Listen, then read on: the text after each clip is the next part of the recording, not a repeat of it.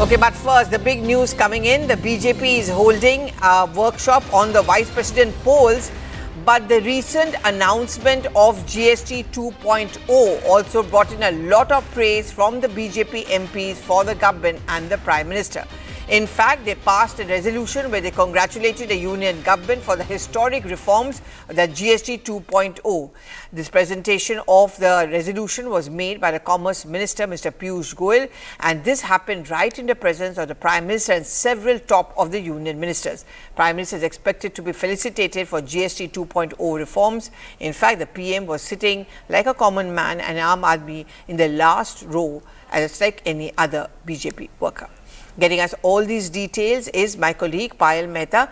Payal, one, the Prime Minister sitting at the last row, as those pictures you've sent is being pointed out, sends out a clear-cut message that there's no sense of entitlement, right? That's one. Second, how does the BJP now plan to use this entire GST issue to reach out to the masses? Well, it's a 2-day session that the BJP is held, for its MPs ahead of the vice president elections. This is based on the fact that the Prime Minister came in at about 11 when the session was scheduled to begin at 11, and he's been sitting throughout. And we're given to understand that Jesus left Parliament a couple of minutes ago. That tells you the seriousness of the entire matter and how the BJP and the Prime Minister takes this entire matter. As far as this felicitation is concerned, Piyush Goyal in fact moved the resolution, which was passed by the BJP MPs, essentially congratulating Prime Minister Narendra Modi for the resolution that actually will change the lives of the common man. You've been reporting throughout, the entire discussion of GST 2.0 reforms. What it means to the common man, that's exactly what has really happened. Now, different sessions are taking place through today and tomorrow in the run-up to the vice president election, and Prime Minister, of course, attending this and sitting in the last row. The Prime Minister is, somebody who sends a lot of messages, Pallavi, silent, subtle messages that is being sent that I am just a common MP like you and I'm not an entitled person. And also, Payal, for those who labelled India as a dead economy, like Rahul Gandhi, like opposition parties who keeps on taking barbs at us, this is a very powerful message, isn't it, that we are very much on the right track as far as reforms go? But I've been talking about these reforms from its third term itself as well. And nothing has happened overnight. Nirmala Sitharaman answered your question, Pallavi, and she said that we've been thinking about these reforms for the last 1.5 years. So obviously, Donald Trump's reaction, all of these things don't really matter. And this is not the only reaction. This is one of the first few reactions that the government tends to bring in as well. The Jan Vishwas bill is going to be in the discussion very soon. That's going to be sent to a committee for further referral.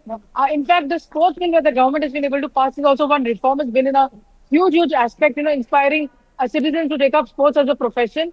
That is something which is going to continue as well. So the Prime Minister and the Modi government, in fact, are taking this up, for the cause of the people, for the common man, which is brought it into power for the third time record in a row.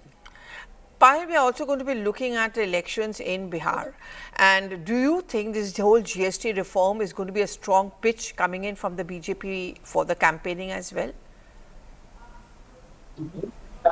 Well, absolutely. The BJP will soon be heading a campaigning strategy in place where they'll go to every nook and corner of the country, every nook and corner of the most remotest part and tell people what it means to them.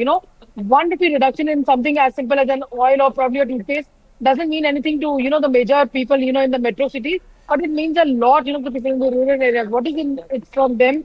How are they going to be benefiting from this? The BJP is known to run a campaign for everything that they really do and take it to far enough, every nook and corner of the country. This is also going to be in the works. The BJP has in fact got programs right now in the run-up to the Prime Minister's birthday, which is going to be celebrated as the Good Governance Week as well. I'm sure a mention of this will also be made in that respect. Okay, I'm just going to shift focus a little bit to the vice president polls because that's also what the workshop is all about, Payal. Numbers shouldn't be a problem, but what's the backroom strategy which is going on behind it? Well, today there are going to be a series of workshops, where the members of parliament will be discussing amongst themselves. And, importantly, all the briefing that is being happening in the workshop is being done by members of parliament. Right from, the focus on, good governance, focus from 2047 election, etc. But at some point in time, I'm going to understand that there will be a workshop which will take place in 10 members of parliament, because there are quite a few of them which are new in terms of how to go about the voting, what is the procedure to make sure that the voting is, the vote that they cast is legitimate as well.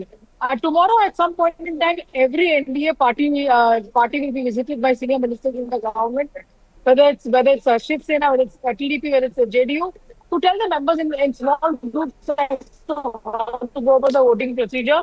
Because multiple members in the NDA also are new members as well. So the BJP wants to make every vote count. We have to still wait and see what do parties like BJD and BRS really do. They haven't really cleared the air. My sources in the YSRCP have told me that they'll be voting in NDA candidate. So every number will matter, and the BJP wants to send in a signal loud and clear that this is the vice president who's been the public choice will be the choice of the MPs. Okay. And Payal, I know it's too early for me to ask you this question, but in this workshop, do you think at some point of time how India is responding to this tariff thing coming in from America could also be mulled and discussed?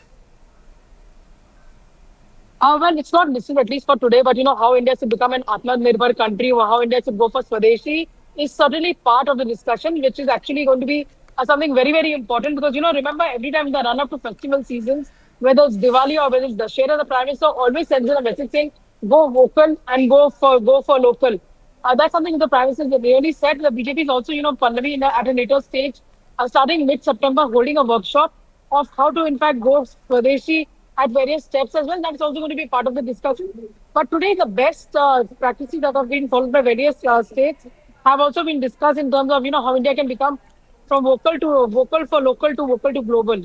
Absolutely. Thank you very, very much, Payal, for giving us all those details of the two-day workshop, Atmanirbhar Bharat, Vocal for Local, and also the big reforms agenda led by the GST reforms. That's going to be the focus of the workshop.